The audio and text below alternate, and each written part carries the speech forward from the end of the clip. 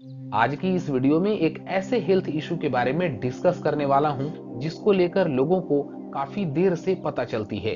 शुरू में अक्सर लोग इसे नॉर्मल यूरिन इन्फेक्शन, पिंडलियों का दर्द या फिर पेट में बनने वाला गैस समझकर इधर उधर की दवाइयां लेकर बीमारी को दबाते रहते हैं। और अगर आप एक बार ये बीमारी क्यों होती है यानी कि इसके कारण को समझ जाएंगे तो हमेशा के लिए ही आप इस बीमारी को होने से अपने आप को बचा सकते हैं। ये समस्या है प्रोस्टेटाइटिस।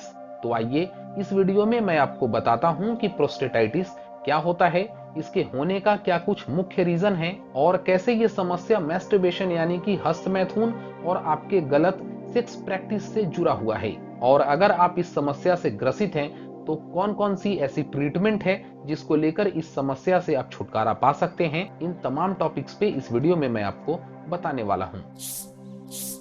मैं हूं डॉक्टर नीतीश और आप देख रहे हैं हमारा यूट्यूब चैनल कुमार्स आयुर्वेदिक ज्ञान और मैं एक आयुर्वेदिक कंसल्टेंट हूं। प्रोस्टेटाइटिस के बारे में समझने से पहले आपको एक बात समझ लेना चाहिए कि हमारे बॉडी का एक बहुत ही इंपॉर्टेंट ऑर्गन होता है जिसे प्रोस्टेट कहते हैं और ये बीमारी इसी प्रोस्टेट ग्लैंड से जुड़ी हुई है। प्रोस्टेट पुरुषों के बॉडी का एक बहुत ही महत्वपूर्ण ग्रंथि होती है और इसीलिए इसे पौरुष ग्रंथि भी कहा जाता है। प्रोस्टेट ग्लैंड अखरोट के साइज का काफी छोटा जो रेक्टम और ब्लैडर के पास मौजूद होता है।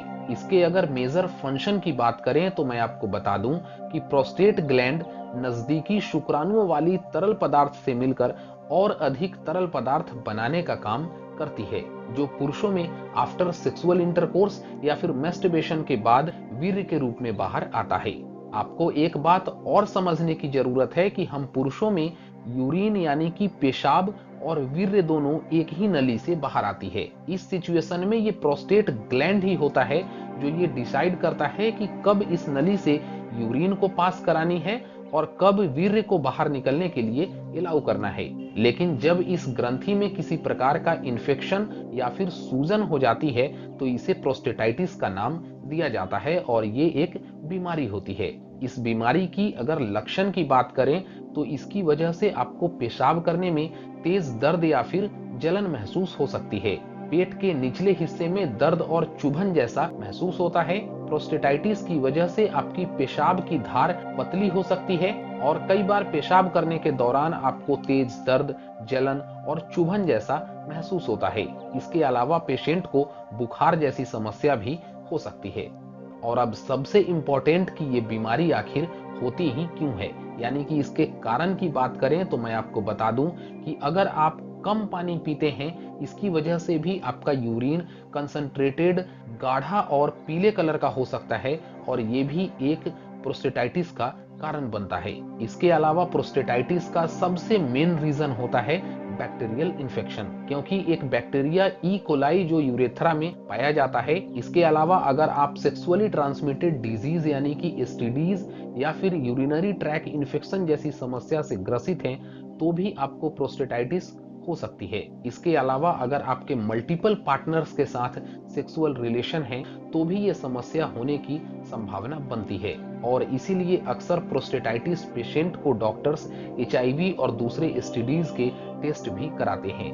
अगर आप बहुत ही ज्यादा हस्तमैथुन करते हैं यानी कि एक ही दिन में 4 बार 5 बार या कुछ पेशेंट 6 बार या इससे ज्यादा भी हस्तमैथुन की क्रिया करते हैं तो इसकी वजह से प्रोस्टेट ग्लैंड पे टेंशन पैदा होती है और इसमें सूजन हो सकती है जो प्रोस्टेटाइटिस का एक कारण बन सकता है।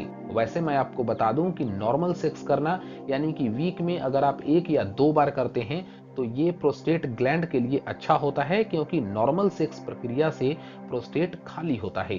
तो अगर आप भी इस समस्या से ग्रसित हैं तो आइए अब हम जान लेते हैं कि कैसे आप प्रोस्टेटाइटिस जैसी समस्या से पूरी तरीके से छुटकारा पा सकते हैं।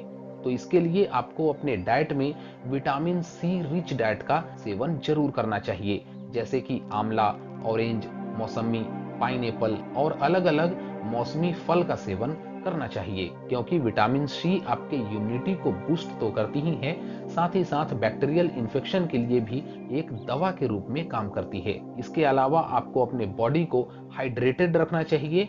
इसके लिए आप प्रचुर मात्रा में पानी पिएं और लंबे समय तक यूरिन को होल्ड ना करें। जब भी आपको यूरिन की अर्ज होती है तो आप वॉशरूम जरूर जाएं, अपने ब्लैडर को खाली करें। इसके अलावा आप हीट थेरेपी ले सकते हैं।